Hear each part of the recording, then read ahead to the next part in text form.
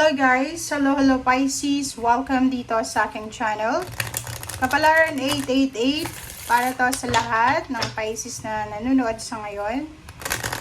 Kung bago ka sa channel ko, please like and share. Tingnan natin yung 44 portal opening message to. Reading para sa lahat ng Pisces. I hope na makuha mo yung energy. I hope na makuha mo yung pinaka kailangan mong portal message this April. Okay? Pasensya na guys. Sobrang dulas ang barahan natin sa ngayon. Okay, first card, imagination. Pisces. Okay. Tingnan natin. Okay, move forward. Wow. Okay, Pisces. So, meron kang first two cards dito. Ang unang baraha mo is imagination. Imagination card. Sinasabi na draw from the well of your own capabilities. So, nakikita natin dito na wag mong aalisin yung mga inspiration mo or parang sinasabi na yung mag-imagine. Yung Pisces is water sign. So, natural yun sa mga Pisces na nagde-daydreaming sila. Marami silang ini-imagine or kung ano man to na mga ina-aspire nila, yung mga goals nila sa buhay nila, parang nauuna na nilang imagine to kasi imagination is one way yan para mag-manifest or manifestation way yan ng mga Pisces. So, nakikita ko sa'yo dito na yun, mag-imagine ka lang, i-imagine mo na kung ano yung mga bagay-bagay na gusto mong mangyari sa buhay mo. And gawin mo na lahat, okay? Gawin mo na lahat para sa future mo. Okay, next card natin is move forward. Move forward card, sinasabi na experience the grace of who you truly are. So, nakikita ko sir dito na Pisces, maraming mga mangyayari sa buhay mo simula ngayong April 4 na pwedeng magdadala sa'yo doon patungo sa wish fulfillment, doon patungo sa kumbaga, pangarap mo or doon sa patungo sa kung ano man to na talagang minamanifest mo. Okay.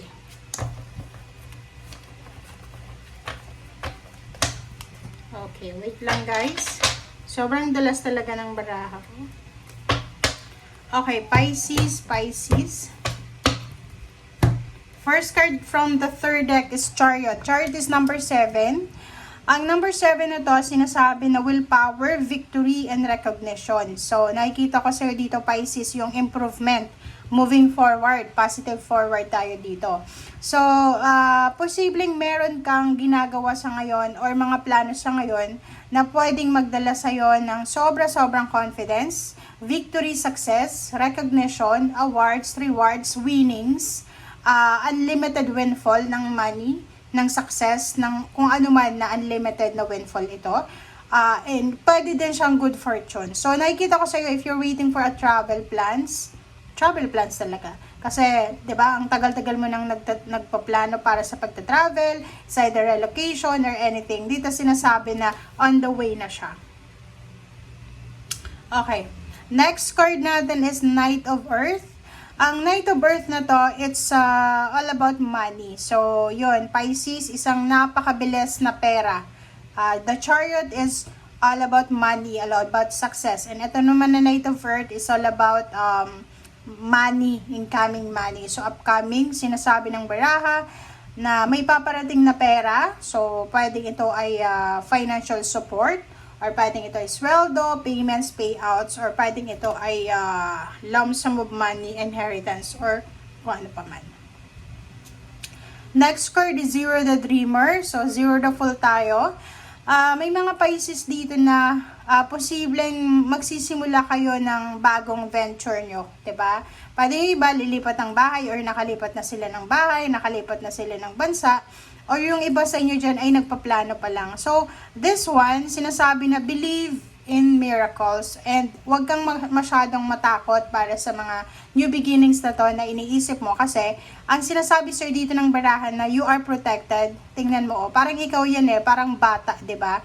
Yung bata pag natuto siyang maglakad, 'di ba? Pinoprotection na ng mga matatanda. So dito 'yun, sinasabi sa iyo Pisces na ano man itong ginagawa mo sa ngayon, ano man itong gagawin mo sa ngayon, Huwag kang matatakot kasi you are protected, you are guided ng ating Panginoon, ng ating universe. Okay? Okay, next card natin is Two of Earth.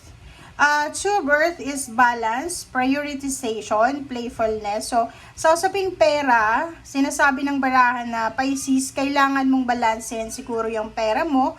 Or if masyado kang magastos, dito sinasabi na this April 4, starting April 4, magkakaroon ng balanse. So, pwedeng maraming mga extra. Siguro for 4 months or 4 weeks na hindi maganda yung takbo ng pera mo. But this one, sinasabi na unti-unting mababalanse mo yung salapi mo or yung incoming and outgoing na pera. Okay?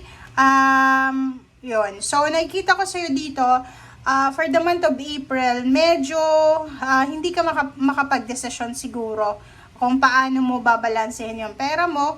Or parang nakikita ko sure dito, marami kang choices na confused ka. Parang hindi mo alam kung ano yung gagawin mo, hindi mo alam kung saan ka magsisimula, hindi mo alam kung ano yung una mong target na gagawin. So, like for example sa pera, may pera kang hawak.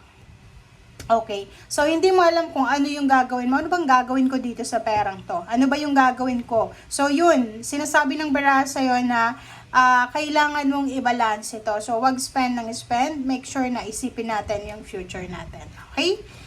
Ace of Air. Ayun, so nakikita natin dito, Pisces, na maraming magagandang information, communication, inspiration na darating sa'yo. So maraming balita, maraming good news, maraming impormasyon na pwedeng makatulong sa'yo, Pisces, para sa kung ano man yan na gusto mong mangyari sa buhay mo. So, itong Ace of Air is pwedeng from Air Signs, Gemini, Libra, and Aquarius, ang message na to. Or yung inspiration nito is galing sa Air Signs. So, pwedeng isang Gemini, isang Libra, or isang Aquarius ang magsasabi sa'yo, Pisces, na, oy, alam mo, ganyan, ganito, ganyan, ganito. So, eto siya. Okay? Next card natin is Seven of Water. So, Seven of Water, sinasabi ng baraha yon, ipipresent sa'yo this portal opening na to. Ipipresent sa'yo ng universe yung maraming choices and options na kailangan mong pagpilian. So, dito sinasabi na kailangan mong mag-isip ng tama. Kailangan mo, Pisces, na anong tawag dyan? Mag-isip ka ng tama, kailangan mong mag-reflect. Yun, reflect. And pag-isipan natin, hindi yung sobrang analyzing, hindi yung over-analyzing. Dapat, pag meron tayong decision na kailangan na gawin, dapat umupo ka, 'di ba? Magpahinga ka, pagpahinga ka, wag nang gagawa ng desisyon nang hindi ka nakakapagpahinga. Parang ganun. Okay? The star is number 8. So, dito sinasabi, inspiration din to eh. So, nakikita ko sa'yo dito, starting April, punong-puno ng inspiration ang Pisces na to para sa dreams niya, para sa fulfillment of dreams niya. But nandito yung faith, sinasabi ng barahan na have faith, okay? Magtiwala ka dahil lahat ay makukuha mo, okay? Magtiwala ka dahil lahat ng yan ay ibibigay sa'yo, okay? So, sinasabi ng baraha, punong-puno ng inspiration. Marami kang maiisip na inspiration or you are super inspired starting April 4 sa lahat ng mga plano mo sa buhay. Siguro dati hindi ka masyadong inspired, but ngayon nakikita ko sa'yo na you are super inspired talaga sa kung ano man to na gusto mong simulan.